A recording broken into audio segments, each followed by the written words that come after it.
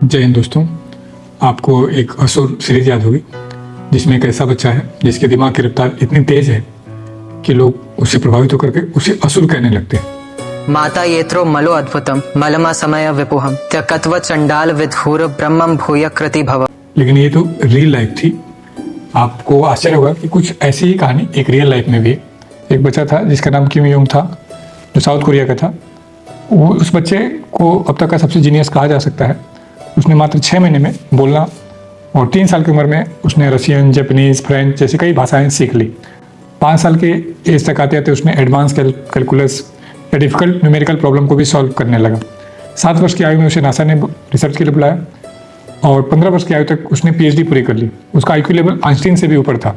पूरी दुनिया को लगा कि ये अगला बड़ा साइंटिस्ट बनेगा, कोई महान आविष्कार करेगा। लेकिन एक दिन वो नासा छोड़कर वापस अपने साउथ कोरिया में आ गया, जहाँ उसने सारी शोहरत को, सारी उपलब्धियों को छोड़ करके ये जीवन अपनाने का फैसला किया। आपको आश्चर्य होगा जान करके कि वो साउथ कोरिया में आकर के उसने टीचर की जॉब शुरू कर दी।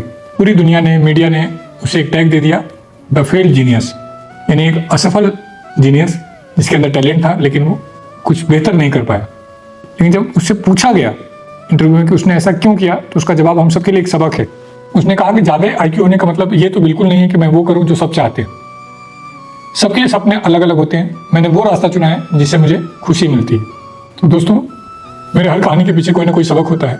आज इस कहानी से भी हम कुछ चीज़ों को सीखने का प्रयास करेंगे। एज ए स्टूडेंट आप सब पे बहुत ही ज़्यादा प्रेशर है, सोसाइटी का, फैमिली का, दोस्तों का, उम्मीदों का, जो कि गलत भी नहीं है। ये एक सफल होने का प्रेशर है। लेकिन किसी का सपना पूरा करना और मुस्कुराते हुए सपने को पूरा करने में फ़र्क है।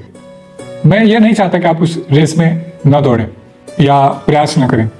मैं ये चाहता हूँ कि आप उस रेस में दौड़ें जिसमें आपके पास खुशी भी हो।